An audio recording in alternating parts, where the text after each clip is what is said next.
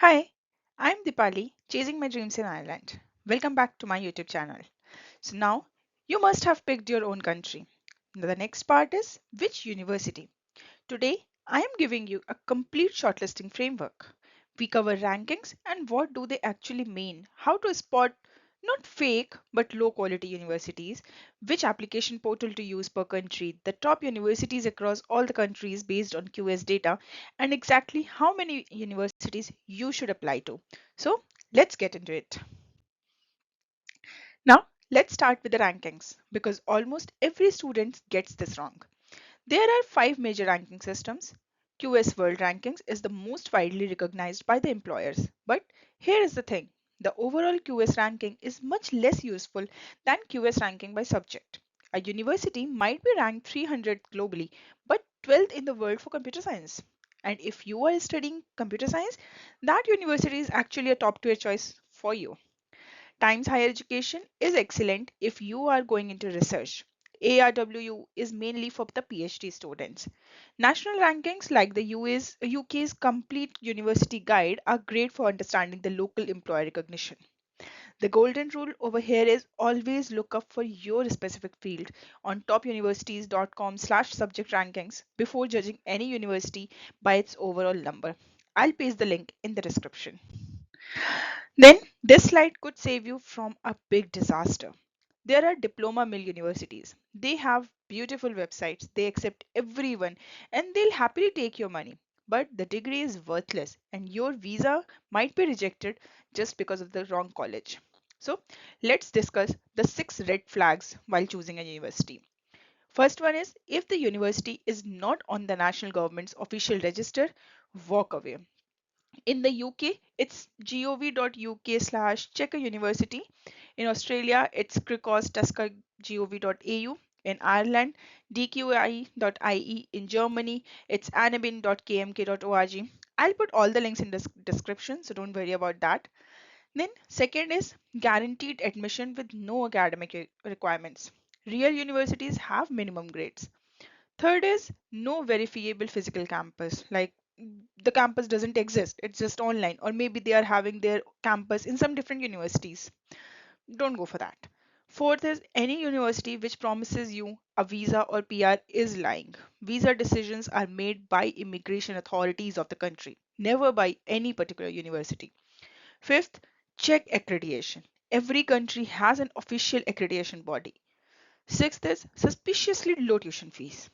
If it is 60% cheaper than everyone else, something is fishy, something is wrong. You need to deep dive into that. So, here is something that confuses a lot of students. Each country uses a different application system. Australia says apply directly through university's website. Most have international student portal. They are very straightforward. Germany, this is a different one. So here what we need to do is ideally submit your documents to uniss.de. Then they'll verify your qualifications and then once verified, apply to the university directly using your uniss confirmation number. Canada, it's mostly direct to the university. Ontario uses OUAC, but some universities also use Apply Board. Mostly it's direct university. Ireland, postgraduate applications go directly to the university, whereas some undergraduate programs go through pac.ie. For UK, undergrad applications go through UCAS, where you can apply for up to 5 universities at once. For postgraduates, just directly apply to each individual university. One universal tip, always check the how to apply page on the university's website. Portals change and the university's own page is the most accurate source. Moving forward, let's look at the top university country by country based on the QS 2026. So Australia has some world-class options. Melbourne and Sydney are in the global top 20. ANU is particularly strong for research and politics. UNSW, no, sorry, UNSW is excellent for engineering and IT with a very high international student percentage. Germany, TU Munich is consistently ranked in the global top 30 and is one of the top engineering universities in the world. LMU Munich is strong in medicine and humanities, I believe. Please check once in the university's website too. Heidelberg is particularly renowned for sciences and medicines, and RWTH Aachen is where you go for engineering. Important note on Germany is that most of these are free for international students at postgraduate level. So definitely check that out. That TUM ranking at number 22 for zero tuition fees, remarkable value. Continuing with Ireland and UK, so Ireland's Trinity College Dublin at 75 globally is the headline. It is strong for business, computer science, and engineering, and very close to major tech company offices. UCD, my choice, is excellent for agriculture, vet, and business. DCU is particularly focused on computing and has great industrial links. UK's Imperial College is number 2 in the world and has incredible 60% international student ratio. Oxford is number 4. Edinburgh at 34 is a fantastic option, strong in informatics and medicine. Manchester is a strong and most affordable than London. About Canada, University of Toronto is at number 29 globally. McGill is 27 and is particularly strong for medicine and law. Waterloo at 119 might surprise you, but its cooperative education program, where you alternate study and paid work terms, is one of the best pathways into the Canadian tech industry. So, next question is, how many universities should you apply to? This is the pyramid strategy that top counselors use worldwide. Like I have also chosen this one. So the dream universities 1 to 2. These are the top 100 or the very best in your field. High bar, but you should always try. Target to 2 to 3 universities. These are realistic fit for your profile. Your grades and English scores match their requirements with some headroom. These are your primary applications. Then safe. I would just suggest 1 to 2 universities under the safe category. They have high acceptance rates, lower entry requirements. You should always apply to at least one. This is your guarantee of an offer. So total 4 to 7 universities is more than enough. Fewer than 4 is too risky. More than 7 and the quality of each application starts to drop because you are spreading yourself too thin. So the key insights from here is that every university deserves a tailored SOP. You can't copy paste the same statement of purpose and send it to everywhere. So you need to have a tailored SOP for each university you apply. So I would always say quality over quantity. Moving on, here are the 8 criteria to evaluate every university which you are considering. Number 1, subject ranking, not the overall rank. Use QS by subject. To second is accreditation, verified on the official government register. No exceptions in that.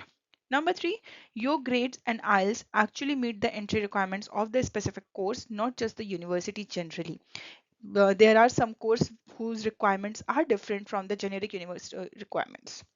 Number 4 is total cost of your full program, including living fits your financial plan.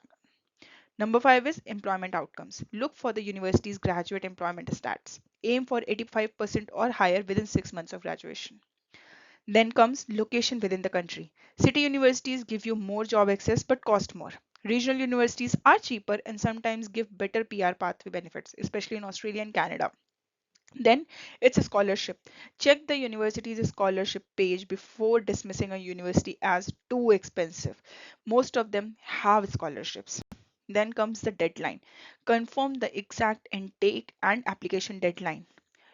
Check whether it fits your current timeline or not. Mark the deadlines in your Google Calendar and then select it. So, here is a factor that can genuinely change your financial situation and your PR pathway. City versus regional. Major city universities like Sydney, Melbourne, London, Dublin, Toronto give you proximity to jobs, a bigger international community, and much more networking, which is a key over here. But rent is 30 to 50% higher than regional areas. Regional universities are cheaper to live near. In Australia, studying and then working in a regional area can add 1 to 2 years to your post study work visa. In Canada, provincial nominee programs often prioritize graduates who settle outside major cities. In Germany, the split is less dramatic. Munich and Berlin cost more, but the job market is stronger. For Ireland, trust me, Dublin is expensive. Galway and Cork offer significantly lower rent and still have strong university options like University College Cork, University College Galway. So think about this strategically. If your goal is PR, regional might actually be the smarter choice. So here are the 8 tools you should bookmark right now. If you want, you can take the screenshot of this slide, or I will paste all the links in the description. So start with the topuniversities.com, the QS rankings 2026, both world and by subject. Keep in mind, subject is more important. Then comes masterportal.com is excellent for searching programs across multiple countries with entry requirements in one place. UCAS is your portal if you are applying to UK undergrad. uniss.de is mandatory for Germany. Studyaustralia.gov.au includes the CRICOS check, Australia's official verified university register. Educationinireland.com is the official Irish guide. gov.uk/check a university to verify UK universities are legitimate or not. And GradRight is the great tool for Indian students. AI powered shortlisting with ROI comparison. All these links are in the description, so don't worry. Here is the complete shortlist checklist. So there are just 7 items. Every university on your final list must pass all 7. 1. Verified on the government register. 2. Subject ranking looked up on QS. 3. Entry requirements match your actual profile. 4th. Total cost calculated and within the plan. 5. Graduate employment rate above 85%. 6. Exact portal and deadline confirmed. 7. Categorized as dream, target or safe with a total of 4 to 8 universities. Screenshot this. Use it as a filter for every university you consider. If a university fails maybe 2 or more of these criteria, check it off. Like remove that from your list. That universities should no more be on your list. So that's your complete university shortlisting framework. 6 steps. Use QS by subject, verify accreditation, use the right application portal, know the top universities per country, apply using Dream Target Safe with 4 to 7 total, and run every university through the 7-point checklist which I just gave. Quality beats quantity every single time. A well-crafted application to 5 universities will always outperform a rushed application to 12. So drop your shortlisted universities in the comments, even just a country name, and I'll give you a personalized tip. Next video, I'm walking you through the full admission requirements, what IELTS score you actually need, what your SOP should say, and how to write a letter of recommendation required. Subscribe so you don't miss anything. See you there. Bye bye.